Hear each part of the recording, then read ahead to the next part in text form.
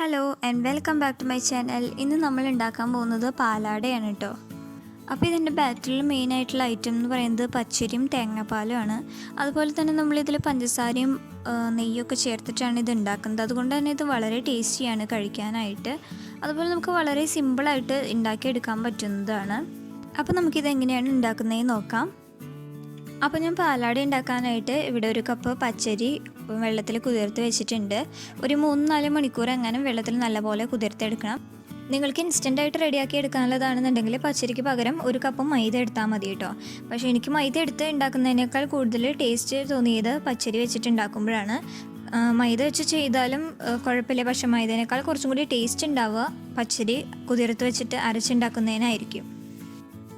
പിന്നെ അതുപോലെ നമ്മൾ ഈ പച്ചരി അരച്ചെടുക്കുന്നത് വെള്ളത്തിലല്ല, തേങ്ങാപ്പാൽ വെച്ചിട്ടാണ് നമ്മളിത് അരയ്ക്കാൻ പോകുന്നത്. അപ്പോൾ ഇത് തേങ്ങാപ്പാൽ ഞാൻ എടുത്തിരിക്കുന്ന അളവെന്ന് പറയുന്നത് ഒരു തേങ്ങയുടെ പകുതി, അരമുറി തേങ്ങയുടെ പാലാണ് ഞാൻ എടുത്തിട്ടുള്ളത്. നല്ല കട്ടിയിലുള്ള തേങ്ങാപ്പാൽ തന്നെ വേണം.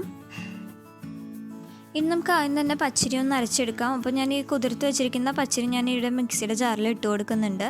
അതിൻ്റെ കൂടെ കുറച്ച് തേങ്ങാപ്പാലും കൂടി ചേർത്തിട്ട് ഇത് നന്നായിട്ടൊന്ന് അരച്ചെടുക്കണം. അപ്പോൾ ഞാൻ ഇതിലേക്ക് ആവശ്യമായിട്ടുള്ള ഉപ്പും കൂടി ഇപ്പോൾ ചേർത്തിട്ടാണ് ഞാൻ അരച്ചെടുക്കുന്നത്. നമ്മൾ ആദ്യം തന്നെ ഒരുപാട് തേങ്ങാപ്പാൽ ഒഴിച്ച് കൊടുക്കണ്ട, അപ്പോൾ ഈ പച്ചരിയൊക്കെ നന്നായിട്ട് അരഞ്ഞ് കിട്ടില്ല. അതുകൊണ്ട് കുറച്ച് പാലൊഴിച്ചിട്ട് നന്നായി അരച്ചെടുത്തതിന് ശേഷം പിന്നീട് ബാക്കി പാൽ ചേർത്ത് അരയ്ക്കുന്നതായിരിക്കും നല്ലത്. ഇതിപ്പോൾ ഞാൻ അരച്ചെടുത്തിട്ടുണ്ട്. ഇനി ഇതിലേക്ക് ഞാൻ ഒരു മുട്ടയും കൂടി പൊട്ടിച്ചൊഴിക്കുന്നുണ്ട്. ഇത് റൂം ടെമ്പറേച്ചറിലുള്ള മുട്ടയാണ് ഞാൻ ചേർത്തിട്ടുള്ളത്.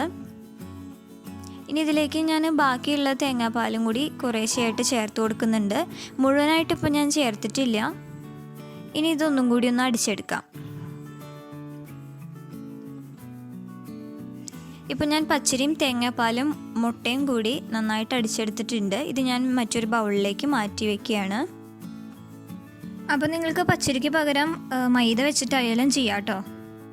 മൈദ വെച്ചിട്ടാണ് ഉണ്ടാക്കുന്നതെന്ന് വെച്ചാൽ നിങ്ങൾക്ക് ഇൻസ്റ്റൻ്റായിട്ട് റെഡിയാക്കി എടുക്കാൻ പറ്റും. അപ്പോൾ ഒരുപാട് ടൈം എടുക്കില്ല, നമുക്ക് പെട്ടെന്ന് തന്നെ മിക്സ് ചെയ്ത് ഉണ്ടാക്കിയെടുക്കാൻ പറ്റും.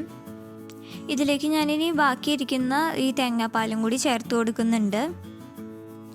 അപ്പോൾ ഞാൻ ഇതിന് മുമ്പ് ഒരു നീർദോശയുടെ റെസിപ്പി ഇട്ടിട്ടുണ്ടായിരുന്നു കേട്ടോ. അതും ഇതുപോലെ തന്നെ വളരെ സിമ്പിളായിട്ട് റെഡിയാക്കി എടുക്കാൻ പറ്റുന്ന ഒരു റെസിപ്പി ആയിരുന്നു. അത് കുറേ പേരൊക്കെ കണ്ട് അത് ട്രൈ ചെയ്ത് നോക്കിയിട്ട് നന്നായിട്ടുണ്ടായിരുന്നു എന്ന് പറഞ്ഞു. അപ്പോൾ അത് കാണാത്തവരുണ്ടെങ്കിൽ അതൊന്ന് കണ്ടു നോക്കും. ഞാൻ എൻ്റെ ലിങ്ക് താഴെ ഡിസ്ക്രിപ്ഷൻ ബോക്സിൽ ഇടാം കേട്ടോ. അപ്പോൾ ഈ ഒരു ബാറ്റർ റെഡിയാക്കുമ്പോൾ നല്ല ലൂസായിട്ട് വേണം ഉണ്ടാക്കാനായിട്ട്. കാരണം നമ്മളിത് പാനിലേക്ക് കോരി ഒഴിച്ചിട്ട് അതൊന്ന് ചുറ്റിച്ചെടുക്കുകയാണ് ചെയ്യുന്നത്. അതല്ലാതെ നമ്മൾ സാധാരണ ദോശയൊക്കെ ചെയ്യുന്ന പോലെ ഒന്ന് പരത്തിയെടുക്കുന്നൊന്നുമില്ല. അത് ഇപ്പോൾ നമ്മുടെ പാലാടയ്ക്കുള്ള ബാറ്റർ റെഡി ആയിട്ടുണ്ട്. അപ്പോൾ നമുക്കിനി ഇത് ഓരോന്നായിട്ടൊന്ന് ചുട്ടെടുക്കാം. ഇപ്പോൾ പാൻ നല്ലപോലെ ചൂടായിട്ടുണ്ട്. അപ്പോൾ നമ്മൾ പാൻ എടുക്കുമ്പോൾ ശ്രദ്ധിക്കേണ്ടത് ഇതുപോലെ വക്കുള്ള പാൻ നോക്കിയിട്ട് എടുക്കണം. അതല്ലാന്നുണ്ടെങ്കിൽ നമ്മൾ മാവ് കോരി ഒഴിക്കുമ്പോഴത്തേക്കും അത് ഒലിച്ച് പുറത്തേക്ക് പോകാനായിട്ട് സാധ്യതയുണ്ട്. അപ്പോൾ ഇതുപോലെ വക്കുള്ള പാത്രമാണെന്നുണ്ടെങ്കിൽ അതവിടെ തടഞ്ഞു നിന്നോളും. അപ്പോൾ ഈ പാൻ നന്നായിട്ട് ചൂടാകുമ്പോൾ നമുക്കിതിലേക്ക് ഓരോ കയ്യിലായിട്ട് നമുക്ക് കോരി ഒഴിക്കാം.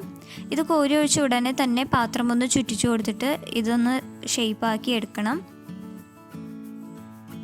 ഈ മാവ് നമ്മൾ ഈ പാത്രത്തിലേക്ക് ഒഴിക്കുന്ന വഴിക്ക് തന്നെ അത് കട്ടിയായി തുടങ്ങും കേട്ടോ. അപ്പോൾ അത് കാരണം കൊണ്ട് പെട്ടെന്ന് തന്നെ നമ്മൾ മാവ് ഒഴിച്ച വഴിക്ക് ഇതൊന്ന് കയ്യിൽ വെച്ച് പരത്തണ്ട, ഈ പാത്രം തന്നെ ഒന്ന് ചുറ്റിച്ചു കൊടുത്ത് ഒന്ന് റെഡിയാക്കി എടുക്കണം.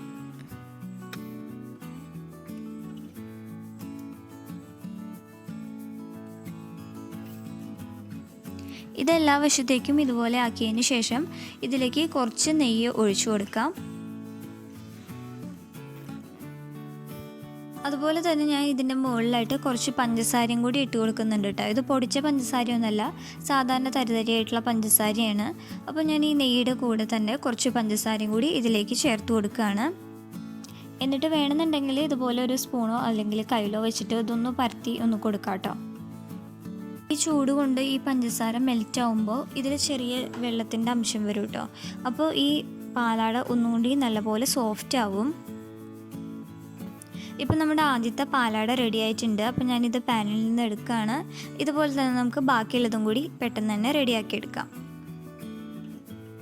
ഇതിന് ഒരുപാട് സമയമൊന്നും എടുക്കില്ല, ഒരു 1-2 മിനിറ്റിനുള്ളിൽ തന്നെ പെട്ടെന്ന് റെഡിയാക്കി എടുക്കാൻ പറ്റുന്നതാണ്.